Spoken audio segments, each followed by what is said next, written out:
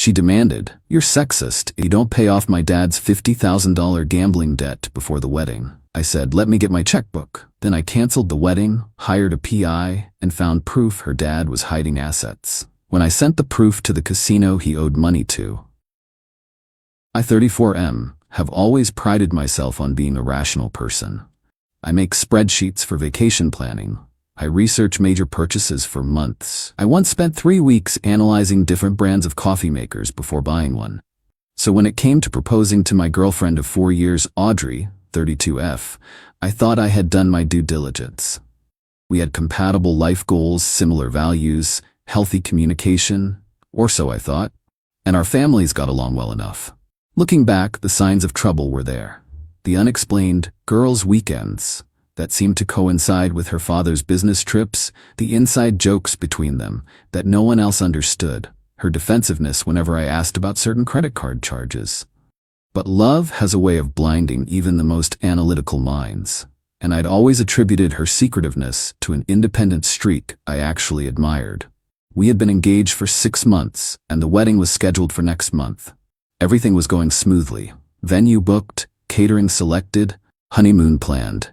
Until last Sunday, when my fiancé's father, Martin, called me and asked if we could meet man-to-man at his country club.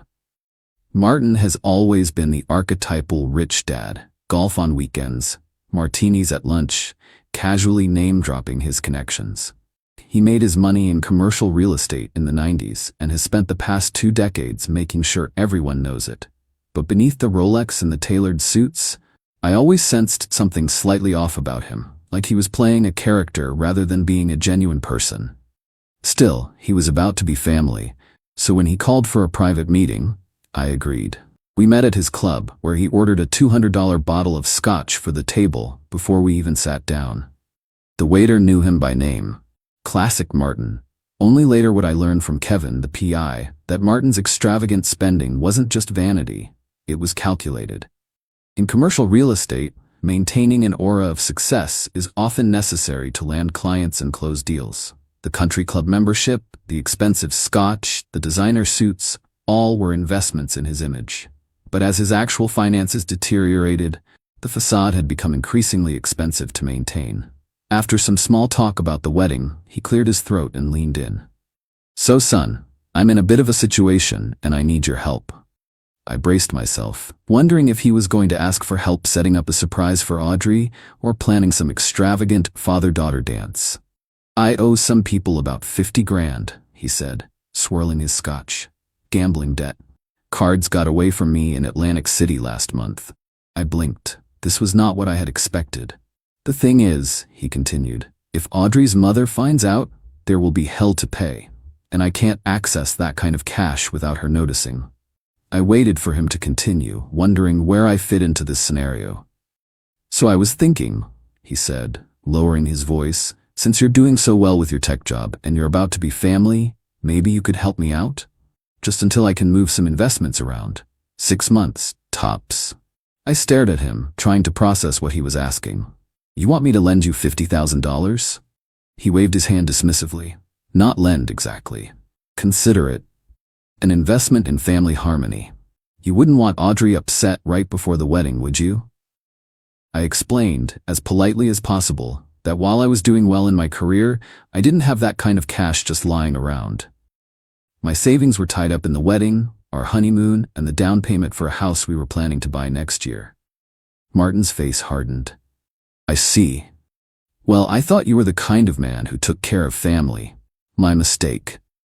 I left the meeting feeling unsettled. Something about the whole interaction felt off. Martin hadn't seemed desperate or apologetic, just entitled, as if my refusal was an insult rather than a reasonable response to an unreasonable request. When I got home that evening, Audrey was waiting for me. One look at her face, and I knew Martin had already called her. "So you refused to help my dad," she said, arms crossed. I explained the situation as calmly as I could. The amount of money, the gambling, the secrecy from her mother. "Don't you think this is something your parents should work out together?" I asked. "You don't understand my family," she snapped. "Mom would divorce him over this. Is that what you want? For my parents' marriage to end right before our wedding?" I was taken aback by her reaction. In 4 years, I'd never seen Audrey so angry or so unreasonable. "I just don't think it's appropriate for me to get involved in this," I said.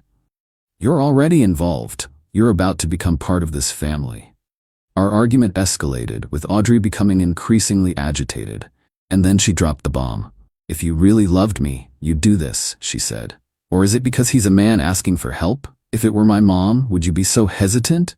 I didn't realize I was marrying such a sexist. I was stunned into silence. Sexist? Because I wouldn't secretly pay off her father's gambling debt? "You know what?" I said, finally. "Let me get my checkbook." Her face lit up with relief. "I knew you'd understand. This means so much to me." "Just one question," I added, pulling out my phone. "Who exactly does your dad owe this money to? I'd like to pay them directly rather than giving the cash to Martin." Audrey hesitated. "I'm not sure. Some casino in Atlantic City, I think. The Golden Palace?" "Great, I'll look them up." She grabbed my arm. "Actually, it's probably better if you just give the money to Dad. He knows who to pay." More red flags than a Soviet parade. I nodded and said I needed to make some arrangements to free up the money, and I'd take care of it in the next few days. Audrey kissed me gratefully and went to call her father with the good news. As soon as she left the room, I started making calls, but not to my bank. First, I called my lawyer, a shrewd woman named Diane who had helped me set up my business years ago. I explained the situation and asked for her advice. She recommended a private investigator she had worked with on several cases. "If Martin is hiding this from his wife," Diane said, "he might be hiding other things as well. Before you hand over any money, let's find out exactly what you're dealing with." I hired the PI the next day. Kevin was a former cop with 20 years of experience in financial fraud cases. He didn't come cheap. His retainer alone was $3,000, but I had a feeling it would be money well spent. While Kevin got to work, I kept up appearances with Audrey and her family. I told Martin I was liquidating some investments and would have his money in 2 weeks. He seemed relieved, but not particularly grateful. Audrey, on the other hand, was suddenly the perfect fiancée again. Attentive, loving, excited about the wedding. It was as if our argument had never happened. 3 weeks later, Kevin called with his findings. "You're going to want to see this," he said.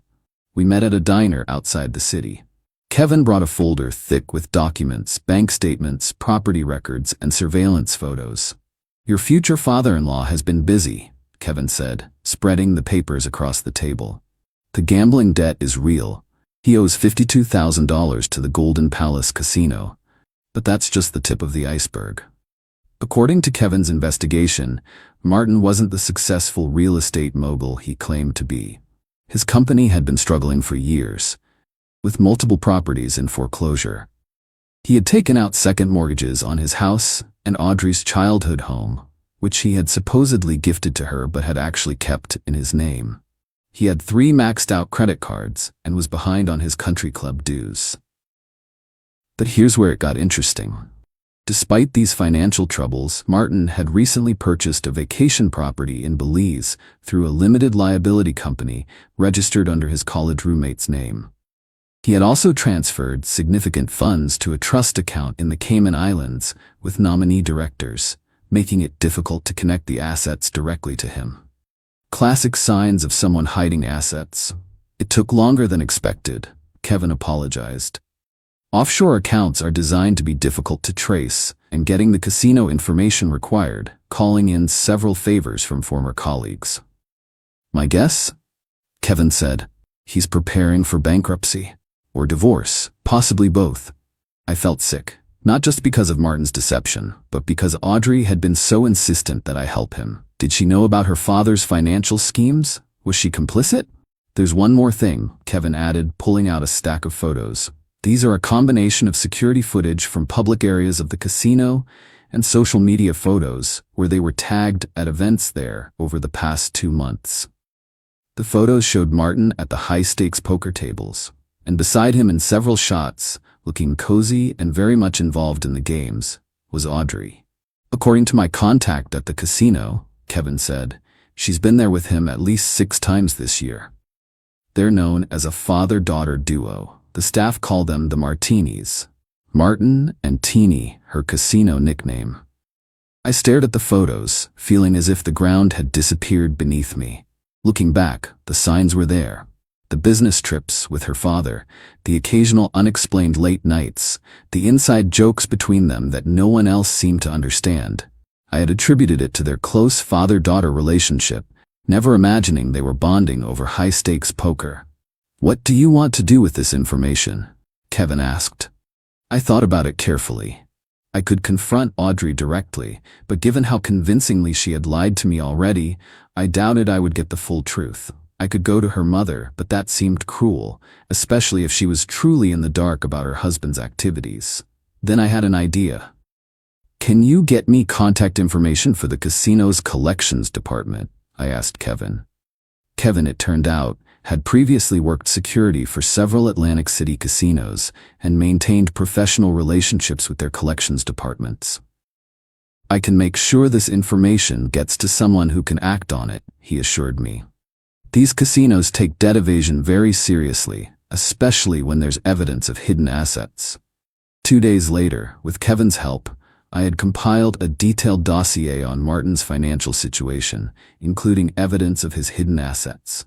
Kevin personally delivered it to his contact at the Golden Palace Casino's collections department, explaining my connection to the situation and why I had the information. I also completed IRS Form 3949-A, the official information referral form for reporting suspected tax fraud, attaching the most relevant financial documentation. Kevin advised that while the IRS might take months to act, cases involving substantial offshore assets typically received priority attention. Then I called Audrey and told her we needed to talk. She came over that evening, expecting news about her father's money. Instead, I laid out the surveillance photos on the coffee table. "You want to tell me about Teeny?" I asked quietly. Her face went through a remarkable series of expressions: shock, confusion, anger, and finally, a calculated calm. "Those were just a few fun nights out with Dad," she said, shrugging. "I don't see why you're making such a big deal about it. And the money? The 50,000? That part was true. Dad does owe money. Which you helped him rack up," I pointed out. "And then you accused me of sexism for not wanting to pay it off." She had the grace to look embarrassed, at least. I panicked. Dad was putting pressure on me, and I didn't know what to do. "You could have told me the truth," I said. "At any point in our 4-year relationship, you could have mentioned that you and your father gambled together regularly. That seems like something a fiancé should know." Audrey's expression hardened. "It's not a big deal. Everyone has hobbies their partners don't know about." "Hobbies, sure. Secret gambling addictions that lead to massive debt? That's not a hobby, Audrey. That's a problem." We argued for hours. She tried to downplay the gambling, then tried to justify the lie, then tried to turn it around on me, accusing me of spying on her, of not trusting her, of overreacting. But I stood firm. "The wedding is off," I said finally. "I can't marry someone who would lie to me about something this important." She switched tactics immediately, tears streaming down her face. "Please don't do this. I love you. I'll stop gambling, I swear. We can get counseling, whatever you want." It was manipulative, and we both knew it. I held firm, and eventually, she left, angry, hurt, but most of all, caught. Canceling a wedding 1 month out was a logistical nightmare. I lost deposits with most vendors, spent hours calling guests to explain the situation as diplomatically as possible, and had to deal with returning gifts that had already arrived. But compared to the alternative, going through with a marriage based on such fundamental deception, the financial hit was worth it. The next morning, all hell broke loose. Martin showed up at my door at 7 a.m., red-faced and raging. "What the hell did you do?" he shouted. "The casino is threatening legal action. They say they have proof I'm hiding assets." I invited him in calmly. "Interesting. Are you hiding assets, Martin?" He sputtered indignantly. "That's none of your damn business." "It became my business when you asked me for $50,000, I pointed out. "And it became my business when you enlisted your daughter to manipulate me into giving it to you." He denied everything, of course. Said I was making wild accusations, that Audrey would never participate in something like that. I let him rant for a few minutes, then showed him the same surveillance photos I had shown Audrey. The change was immediate. His face went from red to ashen. "Where did you get these?" he asked hoarsely. "I hired someone to look into your financial situation before I handed over 50 grand, I said. Seemed like due diligence given the circumstances. Martin collapsed onto my couch, suddenly looking every bit his 60 years. "You have no idea what you've done," he whispered. As it turned out, I had done quite a lot. The Golden Palace, along with other major casinos in the area, added both Martin and Audrey to their exclusion list for 1 year. This wasn't a gaming commission action as I initially thought, but rather an industry practice among casinos that share information about problem gamblers and those who attempt to evade debts. The casino, armed with evidence of Martin's hidden assets, was not only pursuing their debt aggressively, but had also informed his other creditors of his attempt to hide money. The IRS opened an investigation into potential tax evasion. The country club, upon learning he was in financial trouble, had suspended his membership pending payment of his overdue account. The Cayman Islands account wasn't immediately accessible to creditors, but once the IRS investigation began, the financial institution froze the account pending resolution of the tax case. International banking agreements made this possible, though Kevin warned it would likely involve a lengthy legal process. The Belize property wasn't seized as I initially thought might happen, but multiple creditors placed liens on it, effectively preventing Martin from selling or transferring it without satisfying his debts. And Audrey's mother, Vivian, had finally learned the truth about her husband's financial dealings. She called me a week after my confrontation with Martin, surprisingly calm on the surface, though I could hear the tension in her voice. "I always knew something wasn't right with our finances," she said. "Martin would never let me see the full picture. Thank you for bringing this to light, even if that wasn't your intention." Vivian, it turned out, was no fool. She had her own money, inherited from her family, and carefully maintained in separate accounts. She was consulting with a divorce attorney and seemed more relieved than heartbroken about the end of her 35-year marriage. "I just wish Audrey hadn't followed in her father's footsteps," she sighed. "I tried to teach her better." As for Audrey and me, it was definitively over. She tried calling several times, alternating between apologies and accusations. I eventually blocked her number. Through mutual friends, I heard she had moved in with her father, who had been forced to sell his house to pay his debts. The vacation property in Belize was encumbered with liens, and the money in the Cayman Islands was frozen pending the outcome of several legal proceedings. It's been 6 months since then. Canceling the wedding was expensive, but less costly than a divorce would have been down the line. Most of our friends understood once the situation was explained, though I kept the details vague out of respect for Vivian. I've had time to reflect on what happened, and while I'm still angry about the deception, I'm also grateful for the lucky escape. If Martin had just asked for help directly, without the manipulation and lies, I probably would have offered to help him find a legitimate solution to his problems.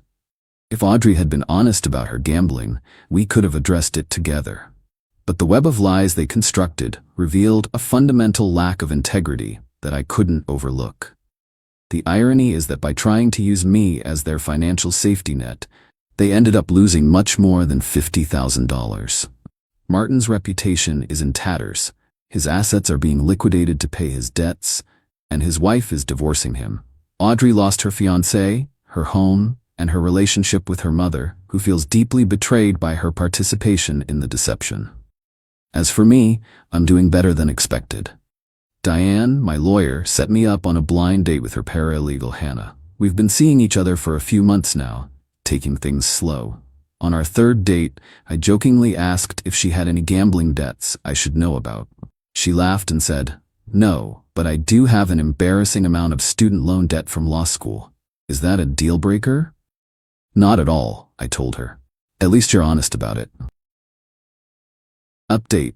A few people have asked what happened with the PI Kevin. We've actually become friends. He helped me make sure Martin and Audrey weren't trying to retaliate in any way, and we now meet up for beers occasionally. He's full of amazing stories from his years as an investigator, though he's careful never to reveal any confidential client details. Just last week, he helped another friend discover that his business partner was embezzling company funds. In my book, Kevin's services were the best money I've ever spent. Also, for those wondering about the casino, yes, they eventually got their money after forcing the sale of one of Martin's properties. The Golden Palace, along with other major casinos in the area, added both Martin and Audrey to their exclusion list for 1 year. This wasn't a gaming commission action as I initially thought, but rather an industry practice among casinos that share information about problem gamblers and those who attempt to evade debts. The casino representative Kevin spoke with said they likely would have faced a lifetime ban if they had continued to hide assets after being caught. Final note. For those struggling with gambling addiction, please seek help. It destroys lives, as I've witnessed firsthand. Unlike Martin and Audrey, most people who fall into gambling debt don't have hidden assets to cushion the blow. They lose everything, and the damage ripples out to affect everyone who cares about them. Final update. It's been almost a year now. Hannah and I are still together, and things are getting serious. She moved in last month after her lease ended, and living together has been surprisingly easy. Turns out compatibility is about more than just being able to plan a wedding together. It's about how you handle dirty dishes, midnight snoring, and whose turn it is to take out the trash. Vivian finalized her divorce from Martin and seems to be thriving. She sold the family home, bought a condo downtown, and has started taking international cooking classes. She and I still talk occasionally, which some people find odd, but we've always got along well. She even hinted that she might be seeing someone, though she wouldn't give details. Martin and Audrey have apparently moved to Florida, where he's trying to rebuild his real estate business.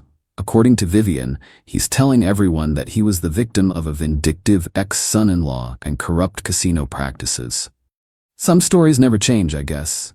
As for me, I'm finally feeling ready to sell the engagement ring I never got to give back. Kevin. Recommended a jeweler who won't rip me off too badly on the resale. Hannah doesn't know, but I'm planning to use the money to take her to Italy next spring. Not as a proposal trip or anything, just a vacation with someone I trust and enjoy being around. After everything that happened, that feels like more than enough.